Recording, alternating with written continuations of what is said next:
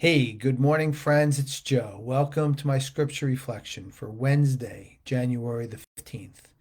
You realize that we're halfway through the month of January? It seems kind of crazy, but it's true. The holidays were just yesterday, weren't they? Crazy. However, time goes on, and so do issues in our world. As we have still the fires going on in California, we still have people really in difficult place in North Carolina, and the list goes on, doesn't it? We need to connect our hearts to them. That's so important to do for a healing type of prayer and intentions and energy sending. It takes focus, takes a lot of effort, but I really believe in it, and I hope you do too. Because as much as we can help when we can financially and everything else, I think collectively, this sense of healing when we connect our hearts to those in need is extremely important. So I ask you just to consider that as I continue to work on animal communication and things of that nature. And I appreciate you being here with me today. So let's launch into our gospel. I'm going to ask you to quiet your minds and hearts as we listen to St. Mark chapter 1, verses 29 to 39. On leaving the synagogue, Jesus entered the house of Simon and Andrew with James and John. Simon's mother-in-law lay sick with a fever. They immediately told him about her. He approached, grasped her hand, and helped her up. Then the fever left her, and she waited on them. When it was evening, after sunset, they brought to him all who were ill or possessed by demons. The whole town was gathered at the door. He cured many who were sick with various diseases, and he drove out many demons, not permitting them to speak because they knew him. Rising very early before dawn, he left and went off to a deserted place where he prayed. Simon and those who were with him pursued him, and on finding him said, "Everyone is looking for you." He told them, "Let us go on to the nearby villages, that I may preach there also. For this purpose have I come." So he went into their synagogues, preaching and driving out demons throughout the whole of Galilee.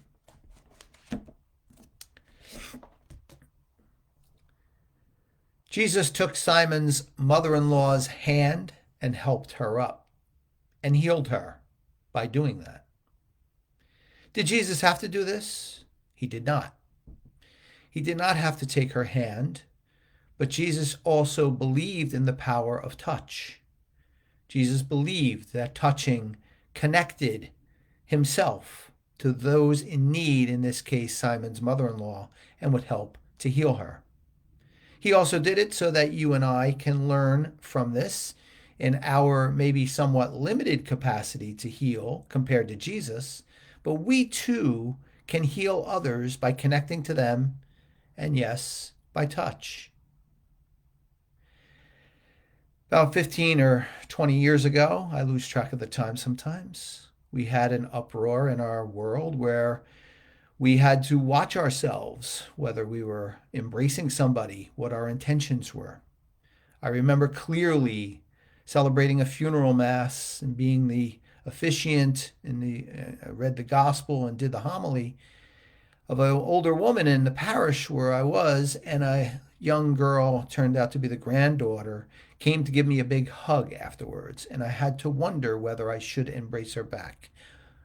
What an awful but unfortunately necessary feeling I had at that time. My intentions were obviously nothing but pure, but the world we live in said otherwise. But I did embrace her. Then we had COVID, and COVID told us to stay 6 feet apart, and the power of touch was diminished again, even more so. But don't we see the value? Don't we see the value? I talk often of my early morning gym visits and my gym friends who I value very much. We shake hands, sometimes we embrace. Yeah, it's a gym environment, so germs are all over the place, but we do not care.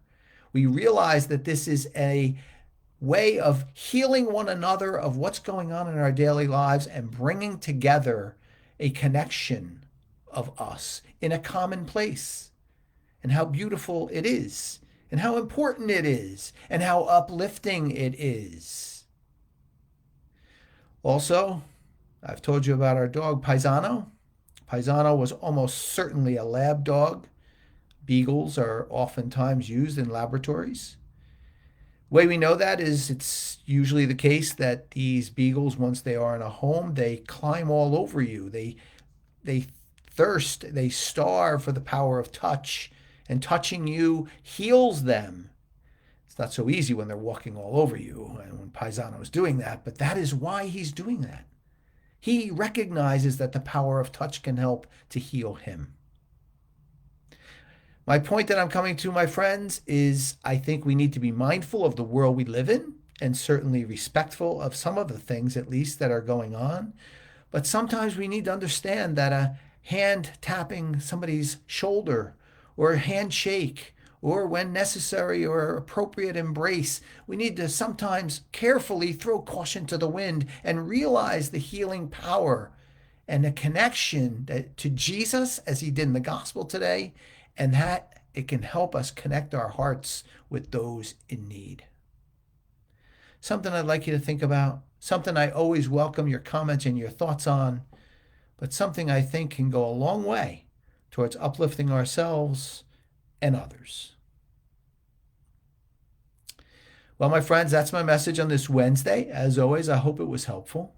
I always welcome your comments and your thoughts, and I always deeply appreciate you being here with me.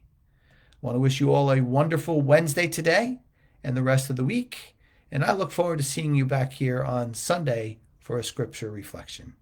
Take care, everyone.